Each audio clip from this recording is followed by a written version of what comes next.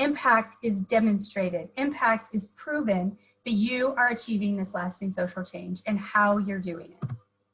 So here's some effective ways. Once you have that information, here are some effective ways to get people to listen, to get people to pay attention, to get people to care.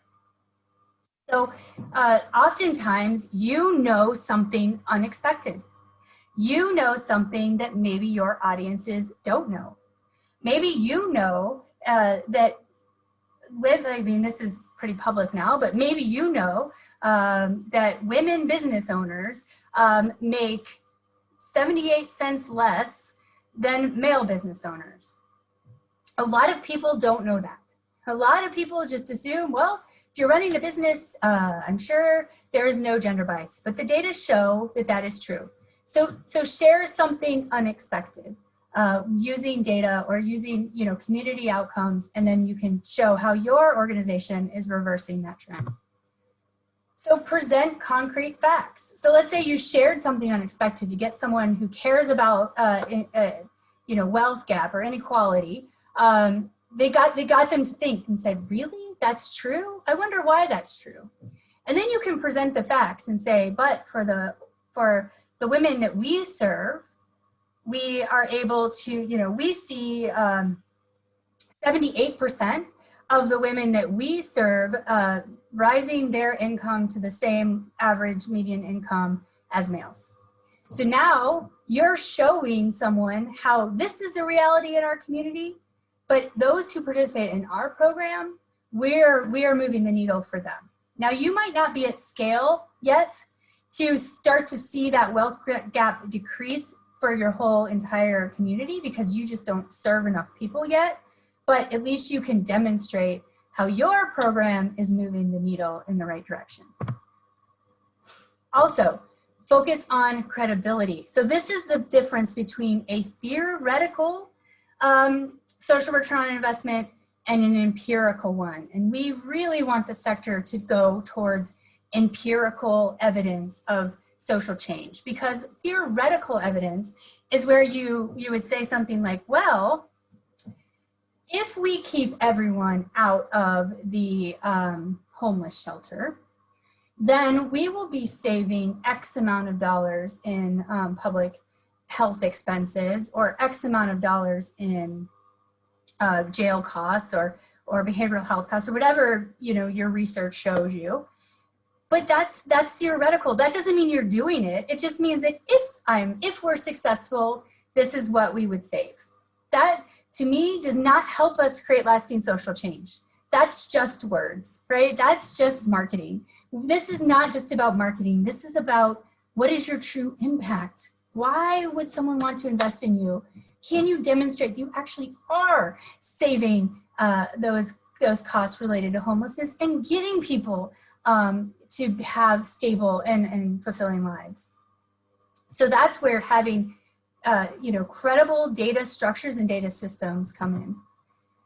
Now, before you write in the chats and say, oh, but data is so boring and sterile, I agree completely.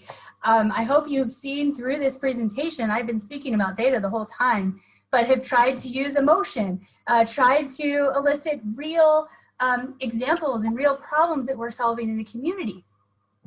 So it's not just about the facts. Yes, we have to then draw those compelling stories. We do need to have, you know, the testimonial of the person who's transformed their lives. That is so relevant too. But if we can couple the emotional testimonial with the data, now we are conveying both, right? We're addressing the human's emotional brain, because as humans, we buy with emotion. We invest with emotion.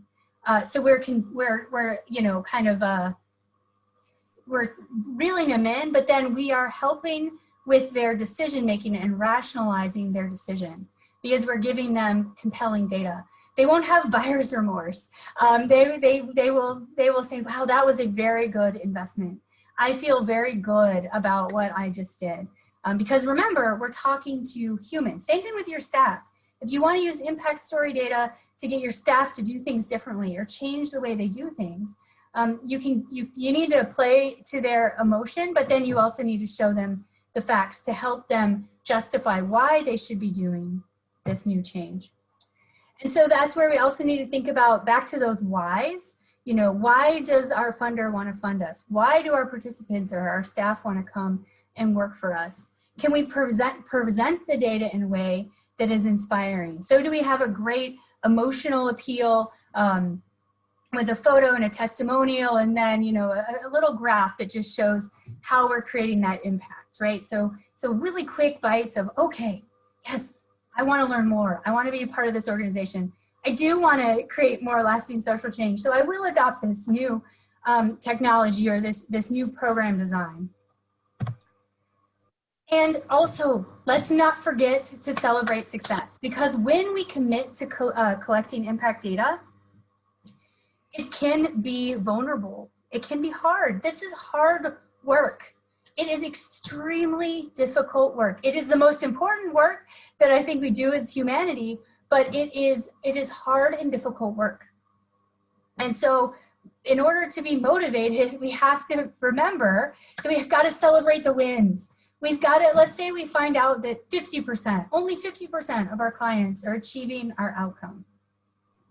Let's celebrate those 50%.